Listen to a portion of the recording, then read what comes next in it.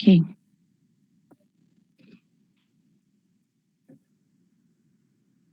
Okay, ini timeline tak payah. Okay, ini cerita sikit tentang Lin, macam mana dia boleh masuk ke Malaysia. Asal Lin, dia start dengan production. Tapi negara-negara maju dah implement Lin dalam servis. Dia masuk Lin dalam Malaysia pada tahun 2016 dan kita start di Johor. Johor itu pun dua hospital sana Sultan Ismail dengan Sultan Ismail. Hospital Sultan Ismail saja. Kita punya guru ataupun sifu untuk Lin adalah unit KL. Dalam unit KL ada 5 guru kita. Dan sampai sekarang pun mereka 5 ni masih kerjasama erat, rapat dengan KKM untuk membantu dalam pelaksanaan Lin. Okay. Ini adalah alasan why Lin for healthcare. You need to put your feet in your patient's shoes. You need to go in their journey to take the treatment. Then you will know. Ada banyak benda yang tidak memenuhi apa yang sebenarnya patient nak. Okay. Kenapa Lin untuk healthcare dalam Malaysia? Sebab satu, kita dah tak mau dah waiting time. No. Orang boleh tunggu untuk pemeriksaan. Orang boleh tunggu dapat treatment sampailah orang tu macam ni lah jadi tengkorak. Dah meninggal lah maksud dia. Satu lagi kita nak zero harm. Ada tak kes-kes yang kita laksanakan ataupun perkhidmatan rawatan yang kita berikan menyebabkan harm kepada patient? Ya, ada. Gos tinggal dalam sewaktu operation, salah bagi ubat sampai menyebabkan kematian. That is part of why kita laksanakan Lin dalam healthcare. Okay. No waste, maksudnya segala sampah kita akan buang. Especially sampah yang berkaitan dengan proses kerja. Bila kita tengok dalam setiap proses kerja yang kita ada, dia kalau ikut research dia ada 85 hingga 90% waste. Hanya 20% saja yang memang bukan waste. So, kita nak buat apa dengan waste ni? Dia boleh dua cara. It's either you mitigate ataupun you buang terus waste tu. Okay. Ni kalau you tengok proses kerja dalam tempat masing-masing lah. Tak payah tengok tempat orang lah. Tengok tempat sendiri pun dia akan selaru macam atas ni. Tapi once you laksanakan Lin, dia akan smooth macam ni. Dengan syarat you sit down and brainstorming betul-betul and find out the real cost or the real waste. Then dia akan jadi flow dia sangat simple. Okay. Tetapi untuk laksanakan waste dia ada certain challenges. Very heavy. Change the status quo. Challenge the status quo. Status quo tu maksudnya satu kebiasaan. Bila you laksanakan Lin, kita akan buat pembaharuan. Tak semua orang suka terhadap pembaharuan. Kenapa? Sebab dia dah biasa dengan keadaan biasa. Tetapi kebiasaan itu belum tentu betul dan benar. That is the most important thing. Satu lagi, top management kalau lack support, susah nak jalan Lin ni. Itu telah terbukti dengan kajian yang dilaksanakan bahagian HSR. Bahagian pembangunan pun ada buat research. Memang top management play most important role in changing the status quo. Untuk merubah sesuatu kebiasaan. Tetapi andai kata that kebiasaan adalah berlandaskan kepada patient safety, you cannot prejudice. Tak boleh. Okay, ada dalam polisi, bahagian sumber manusia. Memang mai daripada KKM, tak boleh. You tak boleh prejudice. Anything that is related to patient safety dan polisi, you cannot prejudice. Anything other than that, you can reduce. Okay. Okay. Silo. Silo maksudnya kalau you treat patient, you treat in silo.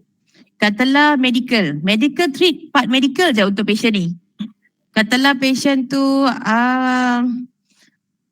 Dia ada apa? Katalah patient datang dia ada masalah fracture, ortopedik. Ortopedik hanya treat untuk tulang dia yang patah saja. Dia nak darah tinggi ke, kencing manis ke apa ke, tak tahu. Dan dia tak refer pun dekat medical. So that is not acceptable. Tetapi kita kerja dalam hospital kerajaan, benda itu jarang terjadi. Dia terjadi, cuma jarang terjadi, sangat jarang terjadi. Sebab apa? Hospital kerajaan kita patient-centered. Hospital swasta dia lain. Kita patient-centered. Dia bukan money-oriented, kita patient-centered. Okay? Okay. Apa yang kita perlu ubah sekiranya you nak go for lean? You nak go for lean management, you nak go for lean thinking, the way you think. Cara berfikir. Dia tak boleh terlalu rigid dan tak mau berubah. Dia tak boleh macam tu. Whatever changes, you accept dulu. Then you sit down and discuss whichever need to go first. Buat dulu. Whichever need to hold dulu. Dia ada cara dia, how you discuss and how you buat benda tu. How you implement. Dia ada cara dia. But first, you need to change your mindset. Tak boleh bila orang kata, okay, yang ni kita perlu buat lean. Kita perlu buat penambahbaikan. Oh, tak boleh doktor. Memang asal dia memang macam tu dah. Kenapa asal macam tu? Memang macam tu doktor. Dari dulu pun memang macam tu. Yalah, kenapa macam tu? So, kalau orang is very strict dan tak boleh menerima perubahan, you need to sit down and rethink. Adakah kita ubah orang tu? Ataupun adakah kita ubah cara kita berfikir bersama dengan orang tersebut? Okay. Go slow untuk penambahbaikan adalah better daripada tak buat apa sama sekali. Go slow is fine. Doktor, kami ni go slow sangat doktor, macam kura-kura. Fine, boleh. Tak ada masalah apa. Tapi untuk lean, you cannot go more than 6 months if you do one intervention. One improvement tak boleh go more than 6 months. If you go more from 6 months, meaning benda tu tak jalan.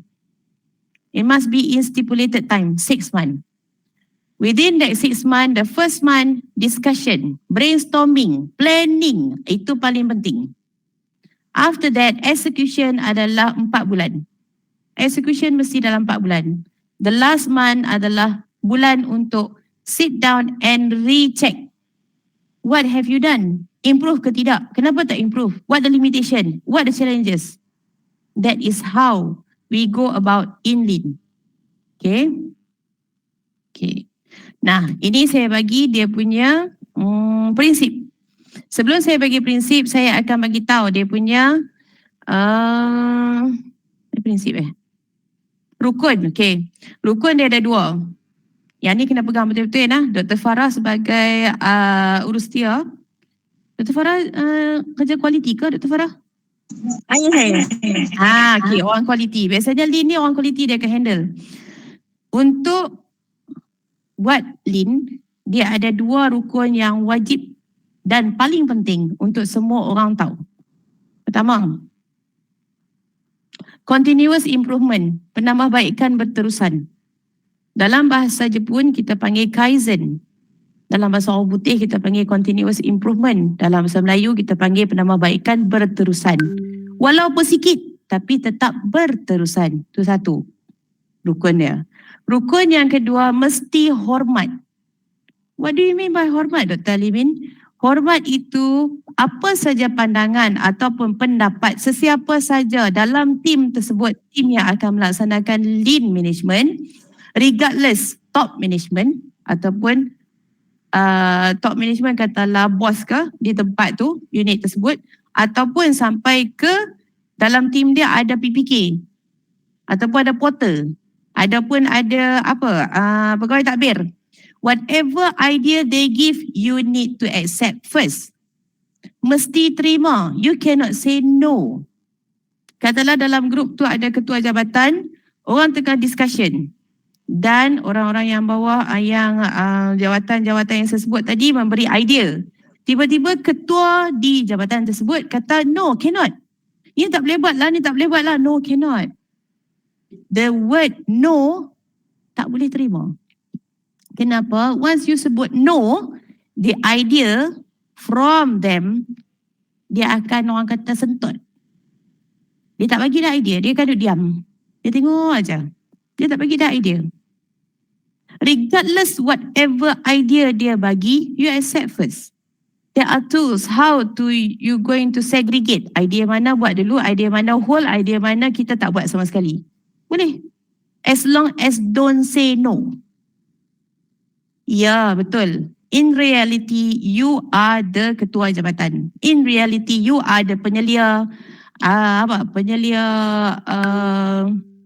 MA, PPP. In reality, you adalah KPJH. Tetapi dalam team, when you discuss, sama. The level is same. That is where idea comes. Kalau tak, orang-orang ni takkan bagi idea. Okay, need to hold to that first. Itu penting. Nah, okay. Satu lagi, whatever you discuss in your brainstorming, in your 3 days or 2 days brainstorming, lean thinking, lean management apa semua ni, you need to execute whatever you have decide. Jangan sekat jalan, doktor, rasa kita nak tambah buat hari ni kot doktor. No, dia tak ada rasa. Once you decide, you proceed dulu. You need to proceed. Sebab you dah decide and you dah secara sadar, you dah agree untuk pelaksanaan penambahbaikan tersebut. What you need to do. Then after 4 month implementation, by bulan ke-6, sit down balik, waktu buat report tu, then baru you boleh cakap, doktor ke depan nak tambah lagi buat sekian-sekian, itu lain. Within that 4 months, after you discuss, you need to execute whatever you have discussed. Okay? Yang ni penting kan Dr. Farah, orang kualiti dekat hospital Pedang. Okay. Hal ni very important. Okay? Nah, saya cakap pasal dia punya prinsip. Nah, prinsip dia ada 5. Yang pertama adalah define value. What is value? Apa itu value? Bila cakap value dalam lean thinking, value kepada customer. So who is your customer? Patient lah doktor, namanya hospital kan? Tak juga. Tak semestinya patient. It depends where you are. Kalau you dekat klinik pakar, you punya customer is your patient. Tapi kalau dekat makmal, ataupun dekat patologi, ataupun dekat mana? Diet, who is your customer? Who is your customer? Siapa Dr. Farah? Kalau dekat makmal, siapa you punya customer? You punya direct customer siapa? Quality staff.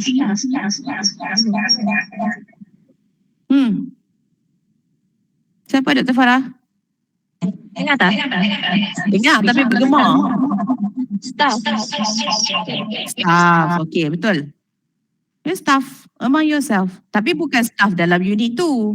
Staff daripada unit yang berbeza lah. Daripada makmal. Darah tu main pada mana? Main pada ED. ED tu main pada mana? ED daripada patient. Di ED, customer is patient. Tetapi di makmal, who is the customer? ED lah. Sebab ED yang hantar darah tu ke makmal. Nah, sama lah macam diet. Dia tak direct dengan patient. Indirect with patient. Orang tengah dia siapa dia? Orang tengah dia adalah orang yang menjaga di ward. Siapa dia? Nurses. So nurses is the customer to diet. You need to know where you are. Okay? Yeah. Then you will identify the value. Whatever you do, whatever you buat penambahbaikan, you need to remember. Kalau staff tak bahagia, employees, staff tak bahagia, perkhidmatan terbaik tidak dapat diberikan kepada pesakit, kepada customer. So whatever you do, employee comes first, customer second. Contoh dekat, saya bagi khidmat pelanggan dekat telefon. Andai kata pagi itu, pegawai khidmat pelanggan tu tak bahagia. Bukan masalah keluarga, bukan masalah apa. Tapi masalah kerja. Dan dia ada something dengan dia punya bos. Dia tak bahagia. You bayangkan dia angkat telefon macam mana? Hello? Dan you buat apa? Okay, fine. Dah, hantar. Is that the perkhidmatan yang you nak? No. You nak perkhidmatan yang bagus. Kalau employee bahagia, dia akan treat patient bagus. Very simple. Okay. Sama lah juga dengan nurses. Kalau banyak sangat kerja pun, kalau veteran rajin membebel, tak ada sebab pun, nurses tu tak senyum. Sebab tu dia pakai mask. Tutup. Tak payah senyum kan? Bukan pertama kali di mana-mana pun dia memang macam tu. Okay? Tetapi there's something need to be done supaya kebajikan kaki tangan dijaga dan membolehkan mereka untuk menjaga customer better. Okay? Yang kedua, value stream. Nah, value stream ni you kena faham. Tadi kita cakap pasal value kan? Value kepada siapa? Kepada customer. Okay. Saya bagi contoh. Botol air. Air sekarang kan penting kan? Panas. Terlalu panas. Semua orang nak minum. Okay. Tapi botol air itu, air diambil di mana? Mata air. Okay. Daripada mata air. Lori ambil air di mata air. This is roughly ya. Jangan go in detail. Sebab kerja saya bukan kerja tu, tapi kita bagi contoh for you to understand. It's just a contoh. Air diambil di mata air, kemudian dibawa ke kilang, di packing semua, keluar dalam bentuk botol. Okay? Botol air yang lengkap dengan tudung, label and transparent botol. Andai kata benda tu diletak dan dijual tapi tak ada label, are you going to buy? Kenapa tak beli? You nak air kan? Masalah botol air tu dia cuma tak ada label. Nak beli tak? Tak beli. Kenapa tak beli? Kerana tak ada label. Kenapa tak ada label? Sebab you tak tahu tu air jenis apa. Is it value for you kalau tak ada label? No, it's not value. So it's not value for customer. Fine. Okay. Botol air yang sama ada label. Tetapi warna air berubah jadi macam kekuningan sikit. Do you buy? Tak juga. Kenapa? Sebab tulis itu air mineral. Kebiasaan namanya air mineral itu mesti transparent. Bukan putih, bukan kuning, bukan hijau. So is it value for you? No. Tak value juga. Okay. Tapi dia lengkap. Ada tudung botol, ada label, ada transparency, ada expired date, tulis mineral drink, drinking water apa semua. You beli tak? You nak tak benda tu? Nak. Fine. You beli tak? Beli. Is it value for you? Yes. So, daripada mata air sampailah botol tu dibeli oleh pesakit. Itu nama dia value stream. Samalah juga dengan perkhidmatan. Saya bagi contoh perkhidmatan dekat Jabatan Kecemasan, Green Zone. Ada siapa ke tak pernah sakit dan tak pernah jumpa doktor? Ataupun tak pernah pergi klinik? Kalau ada, Alhamdulillah. Tapi majoriti orang mesti pernah pergi klinik dan pernah pergi Jabatan Kecemasan. Okay. So, what's the value? Apa relationship dia dengan botol air tu, doktor? Fine. Sekarang you bagi servis kepada patient. Okay. Daripada patient daftar, sampailah triage, ni ED ya. Triage, sampailah masuk jumpa doktor. Antara 3 stesen ni, sebenarnya dia main tu apa di stesen ni? Dia nak main siapa? Sakit. Habis tu, dia nak ke pendaftaran tu?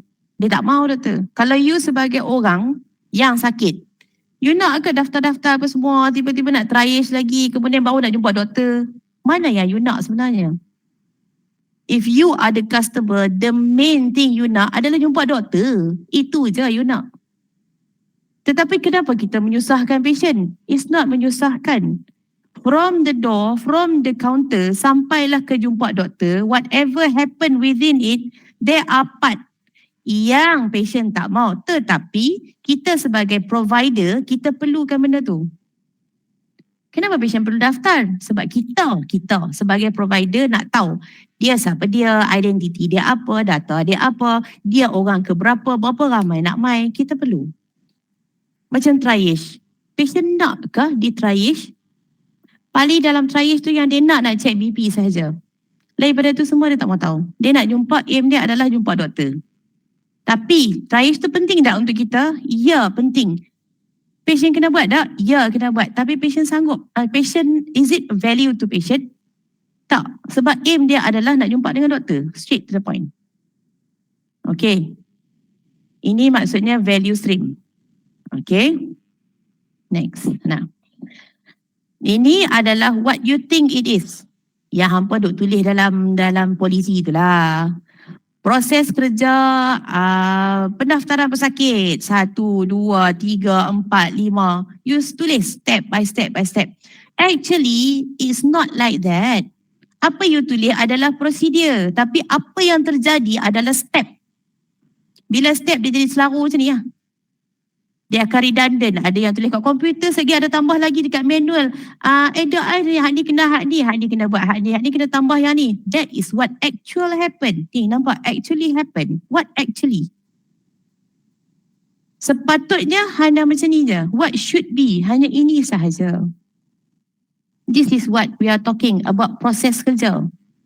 Apa yang you tulis adalah ini prosedur. Apa yang terjadi adalah step. Tapi apa yang actually you nak dan actually future step yang you nak betul-betul cuma ada beberapa je, tak banyak pun. Okay, this is where lean comes. Antara 2 dengan 3 ni, tengah-tengah ni ada lean. Inilah lean thinking untuk improve. Okay. Nombor 4, dia punya prinsip adalah pull. Pull dengan push ni agak susah. Okay. Semua orang biasa makan fast food tak? Hospital Penang. Dekat Penang ada KFC kah? Ada McDonald tak? Saya jarang pergi Penang. Ada tak Dr. Farah? Oh, Dr. Farah. Tidak rasanya. Tak ada KFC. KFC ada. Okay. Tapi sebelum ni kan duk makan kan. Sejak Israel main ni, kita macam kurangkan jugalah. Sama lah dekat sini pun. Okay. Saya bagi contoh dia sangat senang. Push versus pull. What is push? What is pull? Kenapa kita nak pull, kita tak nak push? Okay. Bila you pergi makan dekat tempat fast food, okay, tempat fast food ataupun gerai-gerai tepi jalan lah. Sekarang kan banyak makanan dah packing dah tepi jalan ni. Okay. You pergi, you cakap, okay saya nak burger dengan air coke satu set. Dia akan kalih belakang, ambil burger whatever you desire, then ambil air, dia bagi dekat kaunter. That is pull. You minta langsung dapat. You minta benda tu dapat. Tapi untuk make sure apa saja you minta, contoh you minta burger dengan ayam tu, kena ready tak? Kena prepare tak? Nah, prepare tu adalah push. Sama juga dalam hospital. Can you create pull sahaja? Siapa kata boleh? Hardly impossible. Kenapa impossible? Kita bagi example, very simple. Okay. Hospital tanpa pakar macam hospital Kuala Nerang. Okay. Dia berubah daripada manual kepada IT. Betul. Sekarang saya cakap waktu manual. Okay. Bila manual, documentation juga kena tulis kan dekat kertas kan. Dekat kertas dokumen, betul. Sebuah segala borang semua you kena prepare, betul. You perlu store tak untuk letak dokumen-dokumen ni? Untuk letak borang-borang semua ni? Ya. That is where push. You prepare. You nak pakai baru you ambil. You ambil then you write. You tulis segala borang lah, mohon darah lah, mohon x-ray lah, patient punya BHT lah, apa semua-semua you buat. Tapi untuk buat benda tu, untuk tulis, you perlukan tempat simpanan kertas. Kertas continuation sheet, kertas borang, kertas permohonan x-ray, kertas permohonan blood, semua you perlukan benda tu. You makan space tak? Ya. That is push. Okay. Tetapi sekarang kami dalam proses ubah kepada MPs. Do you still need tempat untuk simpan borang? No. Why? Semua dah ada dalam komputer.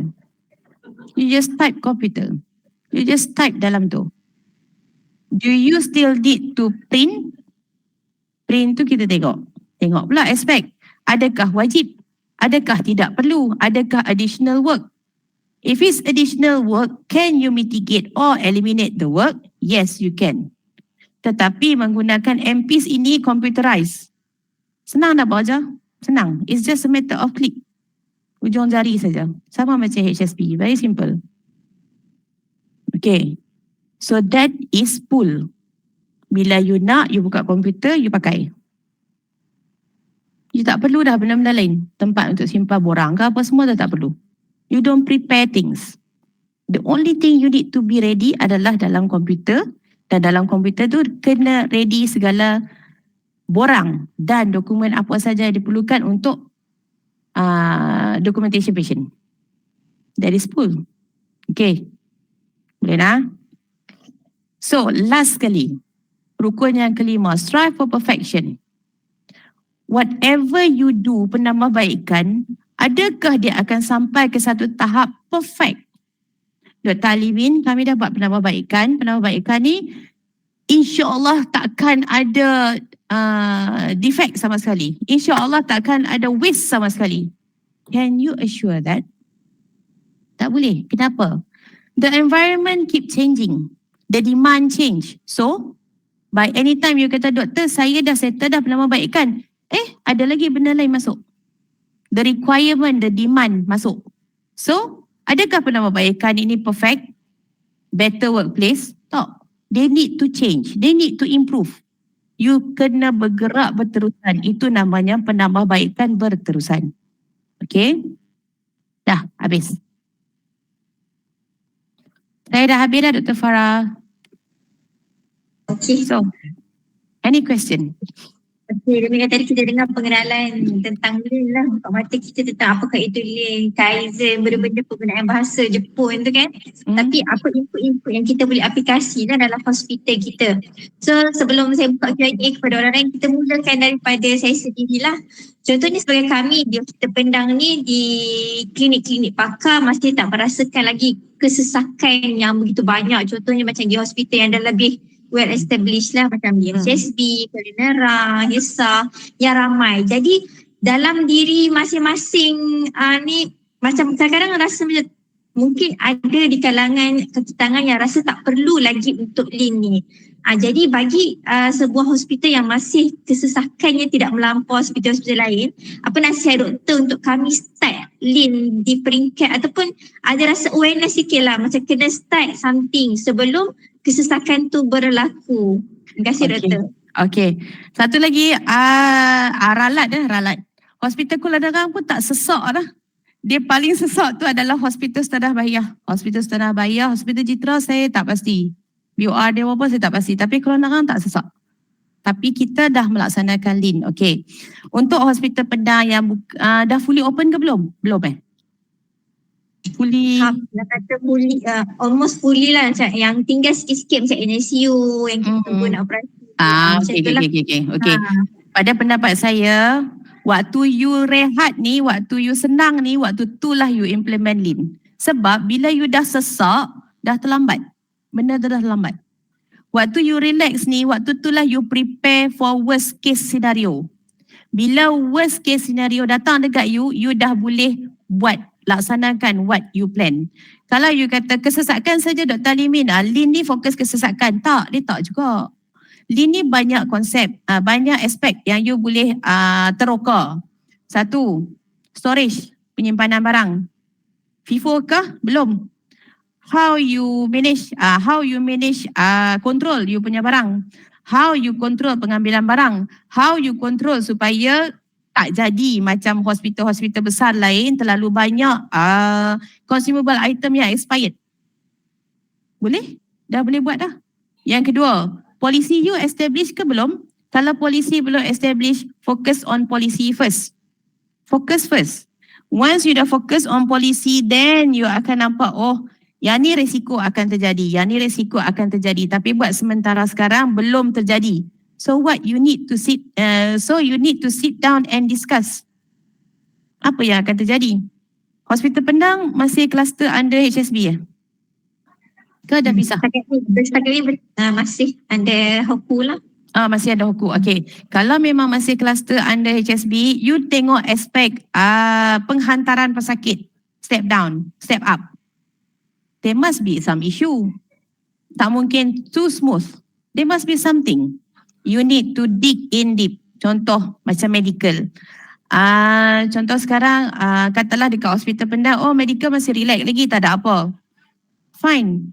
You sit down and discuss. Betulkah kedudukan kaunter dekat sini? Betulkah staff yang kita kat sini? Adakah staff tu dah well trained? Selama berapa lama Hospital Penang buka beroperasi? Berapa ramai patient yang didaftarkan dekat kaunter pendaftaran tu ada terjadi kesalahan?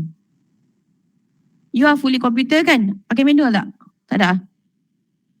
Komputer.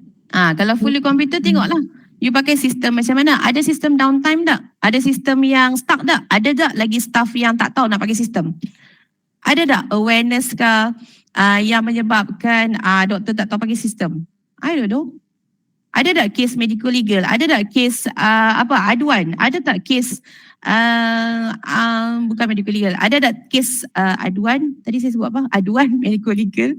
Ada tak kes yang proses kerja dekat tempat tu dia rasa boleh buat, tetapi realiti dia dengan jabatan lain ada problem, ada miscommunication, ada, you need to find out. Sementara you tak sibuk. Sebab once you sibuk, you buat lean, you nak patah balik, you nak ubah orang dan you nak ubah proses, it will take time. It will take time. Sama dengan Hospital Kuala Nerang, tahun ni pun kita dah start berapa projek lean. 2 projek, 3, 4 projek, 4 projek lean kita dah start dah. So we need to go close monitoring. Memang you nampak Hospital Kuala Nerang ni tenang. Kami punya BOR pun 65. Tapi actually there are things can be done using lean thinking. You need to sit down, discuss atau find. Kalau you tak proaktif find, you tak jumpa. You think as though benda tu biasa, tak ada apa, it's a superficial. Ada tak KPI tak capai? Capai doktor, semua capai. Tapi ada yang borderline. Borderline tu resiko. Katalah dia punya target 90%. Tapi dia borderline. By any time dia akan turun 89. SIQ dah? Ya, SIQ. So, you need to do something. This is where you proactively buat. Kalau tak, terlambat. Macam Hospital Sultanah Bahiyah, dia start lean 2016 untuk bed management BMU, bed management unit. Dia improve by time using lean thinking. Sampai sekarang pun masih improve. Itu daripada 2016 tu. Daripada 2016. Kenapa masih improve? Sekarang dah establish sejak dulu. Dah bagus dah. Ya, sebab demand change.